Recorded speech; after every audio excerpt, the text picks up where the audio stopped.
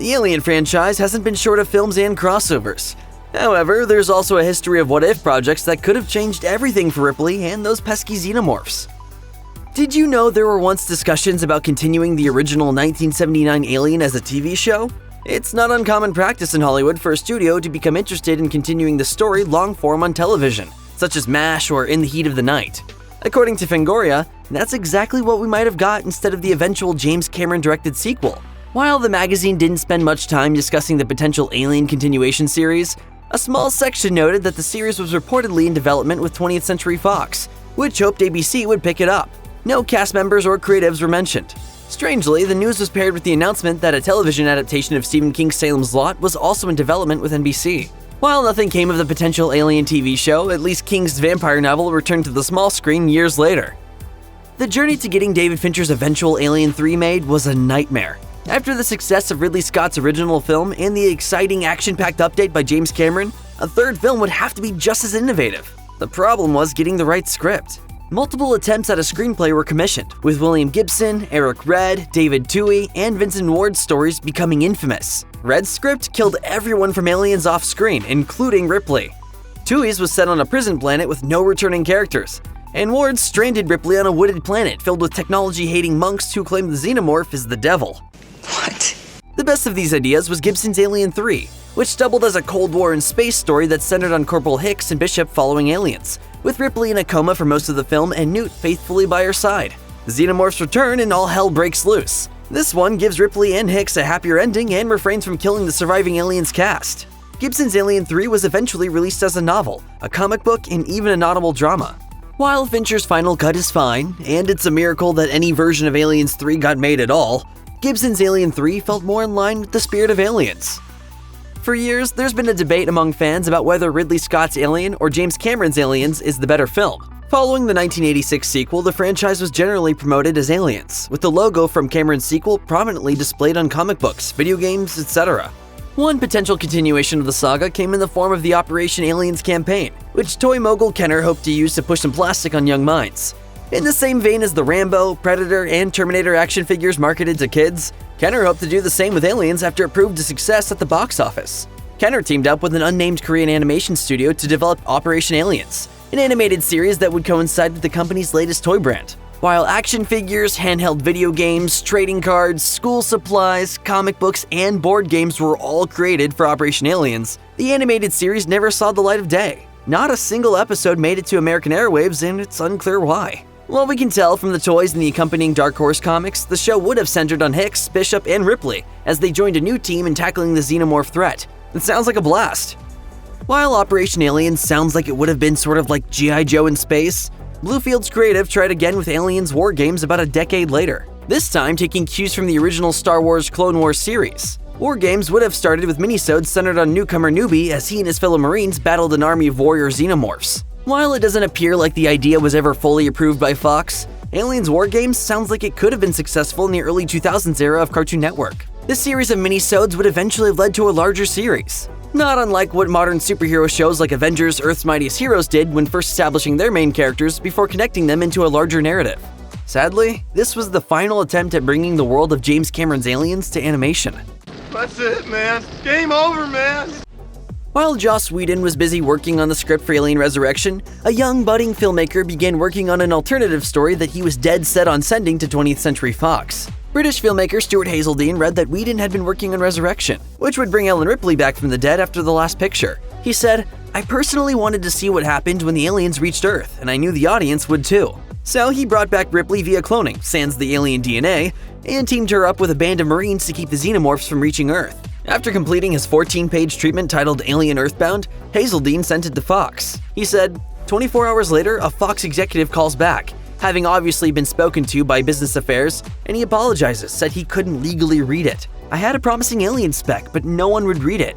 After the release of Resurrection, Hazeldine encountered the Fox executive again, who admitted that he later read the treatment and wished he had done so earlier. If he had, he would have used the best elements of Whedon and Hazeldine's scripts to make a better movie. After the bust that was Alien Resurrection, Fox let the franchise, and Ellen Ripley in particular, out of its grip. Though a fifth Alien film was considered, the poor response to Resurrection kept anything from resurfacing. Speaking to MTV in 2009, Sigourney Weaver said, "You know, Fox was going to do another one. They had it written. Joss Whedon wrote it." Weaver revealed a little bit more about the story, but said she ultimately passed on it. It took place on Earth, which I have to say just really didn't interest me.